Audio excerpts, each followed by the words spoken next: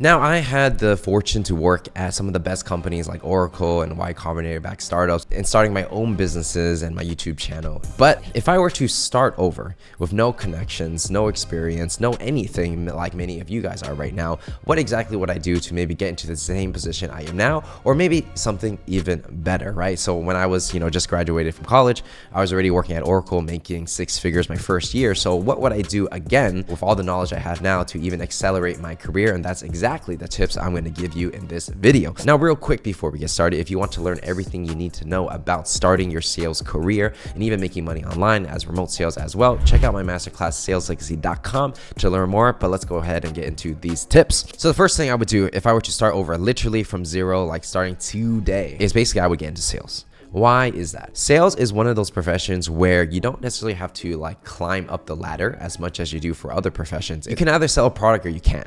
And every time you sell a product, you're gonna get commission. So meaning a lot of times your commission is going to be uncapped. So as someone who has no experience, but maybe you're very good with people, you're able to make 6 figures with no degree sometimes just from learning how to sell. So I would start in the sales role. But how would I do it? What do I do exactly? Well, so if you're living in a place like America where I grew up, right, and you want to live in America, probably the best thing to do if I were in your situation, starting from scratch, is probably getting a sales job. There's nothing wrong with getting a job because sales jobs pay a lot, right? Like you can be an entry-level salesperson making $75K a year. How do you do that? Well, there's a role called a sales development rep. This is meaning you got no skills, you're starting at the bottom of the bottom. All you're really doing is you're sending cold emails, reaching out to people, or sometimes people reach out to your company and you're that person they talk to. And you try to convince them to buy the products and services you're selling, right? So for those guys and girls, they're getting paid a salary. Usually it could be around 45K a year, and then commission on top of that, it could be an extra 30K depending on how many qualified leads that they bring into the company. Qualified meaning that you call them, you make sure they're good, they have money, they're actually a good fit for your product and services, and you pass them off to the closer. So for these SDRs, can you imagine that getting paid $75K a year just to set up meetings and talk to people, not even close the deal? That's crazy, right? So that's probably where I would start if I wanted a fixed base salary where I know I can live, 45K a year plus a 30K commission. That's what I would do if I was living in America. Now, in the event I don't want to live in America, and even now I don't live in America, you do travel a lot, especially in Asia, you might want to live that remote life, right? You see a lot of these people living that lifestyle in Bali or Thailand, closing deals online just with their phone. The reality, it is real, to be honest, right? Because there is a demand for high quality sales reps who don't necessarily have to send the cold emails. A lot of these companies, they do kind of marketing, right? They do do YouTube or paid ads, whatever the case is, and people come to them. From there, they're going to need these closers. So when the lead comes in, they book a time for a call. Closers basically pick up the phone and basically convince them to buy a package for usually thousands of dollars. And then if you close a deal, maybe you're getting 10%, 20%, 30%, depending on the sale of that deal, right? So if you're closing a $5,000 retreat, for example, right? $5,000, it's kind of a lot of money, but not a lot to entrepreneurs. Well, you might be getting 10% of that. So that's $500 for closing a deal. Or if you're getting 30%, that's even more. If you close a couple deals a day, could you make $1,000 in one day? Yeah, not every day, but it can happen because I already have this skill set of selling, right? I don't necessarily have to start at the bottom. I can just start as a closer right off the bat because I have closing experience. Many of you guys don't, but you can still learn those skills through different programs like Sales Legacy and other things online. If you want to live that lifestyle online, you could be a closer, right? Literally just talking on the phone, maybe 8 hours a day, or waiting for calls, preparing for calls, making sure you close the deals, following up, and all those things. And you can definitely make a good living off of that. Even if it's 5K a month, 10K a month, that is still a full-time job, right? But you're almost a freelance closer kind of thing. So it's either one or the other. Either I start as a sales development rep if I'm really starting from nothing, or I'll become a closer, right? You can be a closer online, working remotely for marketing companies, info product companies, even SaaS companies. Software companies are also hiring remote closers, but a lot of times these software companies require more experience compared to info products, right? And for me, I personally would want to sell software because I feel people buy a lot of software. It's a growing industry. Technology is constantly growing and the product's actually good, right? It's not like snake oil or anything like that. A lot of closing jobs and not selling things are not ethical. So you have to be mindful of that. So but yeah, basically I would start close as many deals as I can, stack as much money as I can, build a safety net. And then from there, I would most likely build an online presence because I'm someone that likes to create content, right? So I would kind of document and share my experience closing, which I've already done on YouTube, right? So you already seen me do it, but I basically would do it again.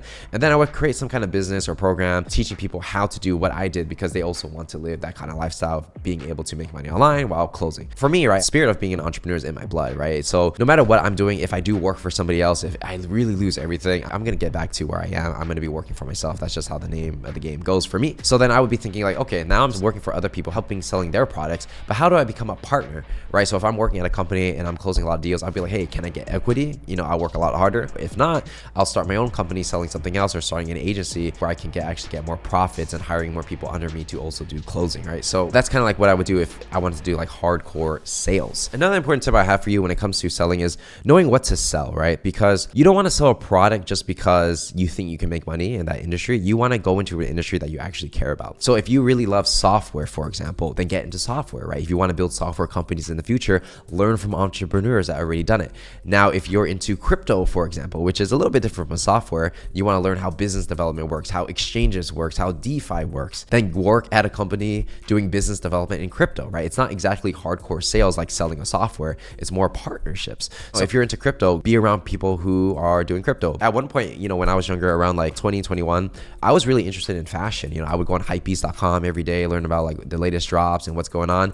And I wanted to learn more about that industry. So what I did was I wanted to learn how to sell and do marketing. And I applied for a job at a sales agency selling basically all these streetwear goods to retail stores around America, right? And so that's where I got to learn about the fashion industry. And by being in that industry, I learned how it works. I learned from different people who had way more experience than I did. And they taught me what they knew, right? And from that experience, I realized maybe I didn't want to get into fashion because I knew enough, and I pivoted and moved into tech, and which is how I ended up at Oracle, right? Whatever industry that you want to work with, whatever you see yourself as, you want to get as close to the sun as possible. Be around the people you want to be like so that you can mimic their behaviors, mimic the way they do things, and eventually, hopefully, achieve some of the success that they had, or even greater success that they had just from being around them, right? So don't just go into an industry because there's money in it. You're going to get burned out. You're not going to sell as well. You're not going to be interested in the product. It's going to be lame. But if you go into an industry that you actually love, just know that salespeople are wanted in every industry. Like, for example, right? I'm very into anime. I do work on some anime projects. A lot of people think like anime is some weeb stuff, some weird stuff for a bunch of nerds, right? By the end of the day, I'm still a fan. Because of that, when I work in the anime industry, I work with different teams and artists and stuff.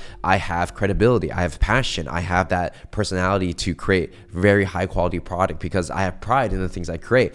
But that only comes from passion. By working in the industry that you're actually passionate about, even if that industry is smaller, you would rather be the king of that industry than basically working in a place where you don't like and you hate it and whatever, right? Don't go into real estate because people say there's money in it. There is money in a lot of money in real estate, but then if you don't love it, it's just kind of like, why not just pick another industry that also has money that you actually love? So don't fall into that trap. Don't be selling things you don't believe in. You're not going to feel good about it. Be around people you also want to be like, right? Don't go into industry and really think like, do you want to hang out with these people? Do you want to be friends with these people? Are these people that are genuinely people that you want to be around? If not, probably choose a different industry because those are going to be who your friends are. That's how you're going to be spending your time. And I would hate for you to go into something just because of money, because there's plenty of money everywhere.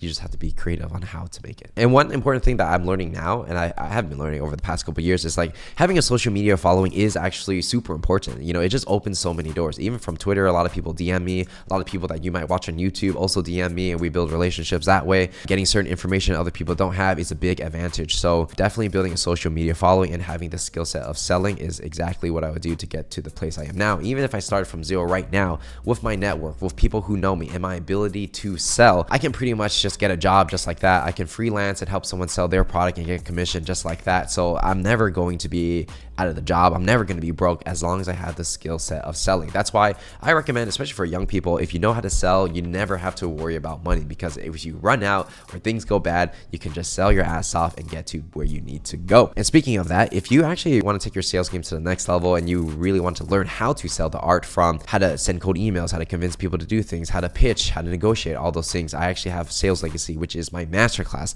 that teaches all those things. Everything that I've learned over the past 10 years of selling, I put into this course. So you're going to get a lot of value out of that. If you want to learn more, saleslegacy.com.